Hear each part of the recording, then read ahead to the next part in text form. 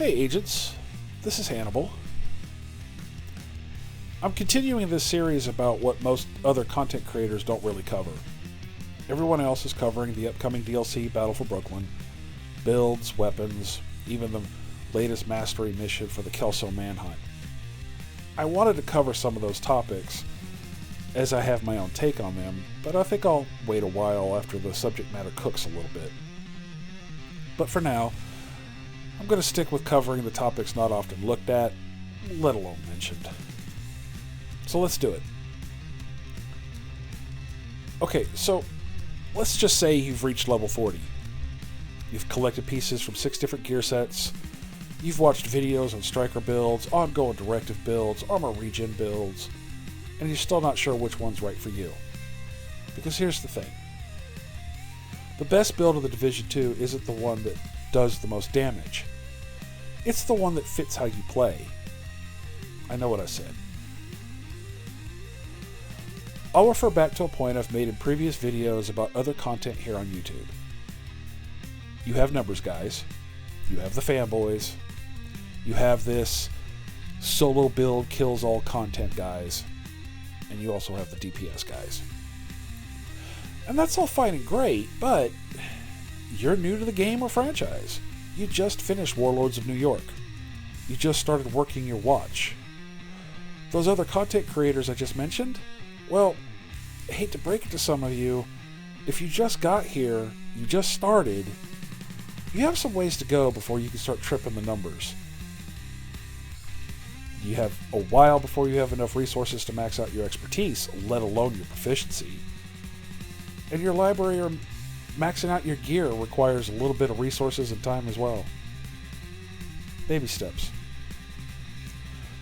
So how do you figure out which build to run and which one to run when it matches your playstyle? Well, that's what we're going to break down today. Most content creators show you fully optimized builds after hundreds of hours of play. They even show you, hey, look, I've got it all the way up to expertise level 25. What they don't show you is the trial and error that came first, which I've mentioned before. Now, you could copy someone's build down to the very last mod, and it still won't work for you. Not because your gear is bad, but because it doesn't match how you think in combat. Remember, the Division 2 isn't just stats and numbers. It's about where you move, how you react, what enemies you prioritize, like violating those articles of the Geneva Convention and immediately kill that medic, and how you handle chaos.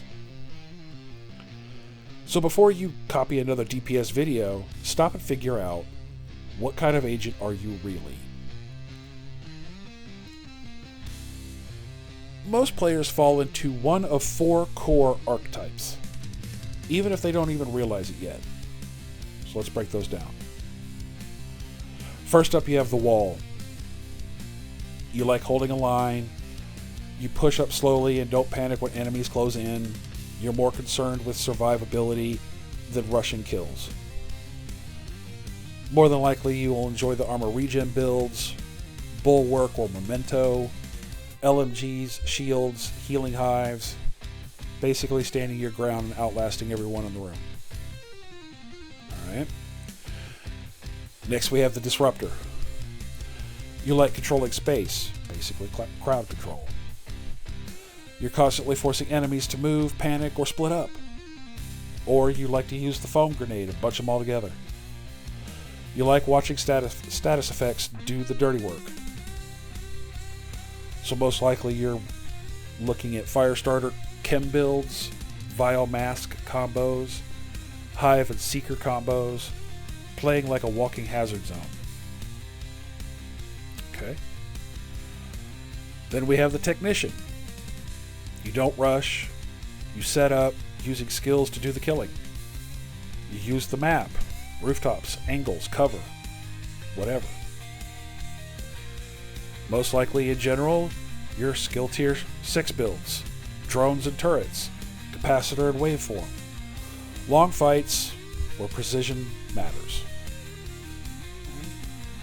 Last but not least, you have the Rusher. You like high risk, high reward. You flank, you sprint in, you thrive on decision making. Most likely you're running Striker or Hunter's Fury, SMGs or shotguns, adrenaline builds with glass cannon and obliterate, getting in, doing damage, and resetting fast. Now notice I didn't specifically call out tank support, DPS, or skill build. Well, there's a handful of reasons why, and I'll get to that later in the video. So, still not sure which one you are? Well, here's how you can find out. What build did you actually survive the longest with? Now keep in mind, there may be two answers here. One with group play, one in solo. So make note of each build, because they're not always going to be the same. What weapon did you go back to when things got hard? Most players, especially new players, generally forget that they have multiple weapons. Primary, secondary, the sidearm, specialization, and possibly skills, such as the striker drone. Myself, I tend to use all of them for most of my builds.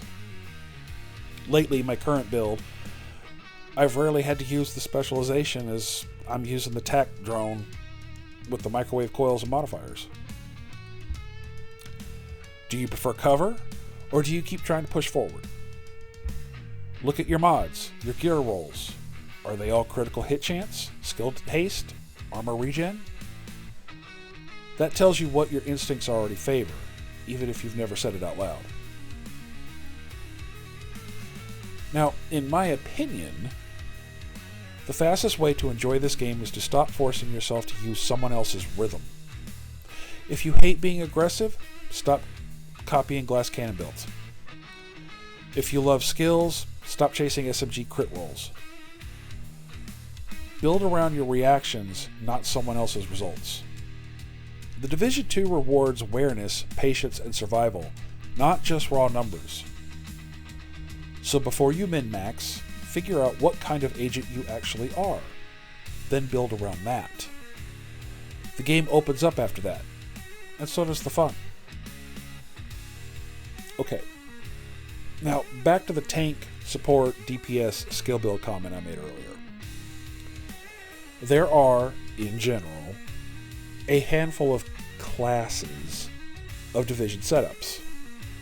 They are the DPS, skills, tanks, and support. And there are subcategories to these. DPS is DPS, but it's more than that. You have best in slot weapons, such as the St. Elmo's, the Lexington, the White Death, the Lady Death, the Iron Lung, and others. Skills cover a variety of deployments. You have options for tank builds as well. A DPS build doesn't necessarily require an assault rifle, SMG, or LMG. I have found that in other games, the weapon complements the gear. In the Division, it's almost kind of the other way around. You have rifles, SMGs, and LMGs that have skill build based talents. You have SMGs that actually help your shield. You can make a straight up cookie cutter DPS build that won't be out of place in games like Battlefield or Call of Duty. But where's the fun in that? You can slowly introduce statuses and skills that complement or even enhance your DPS and weapons.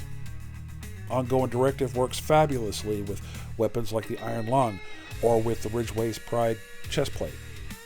The talent pool is also beneficial to your build and how you approach the content. You can have a decent DPS build with armor regen. You can throw out a ton of damage with your primary and secondary weapons with skill builds. So in considering your build, consider what you think is DPS.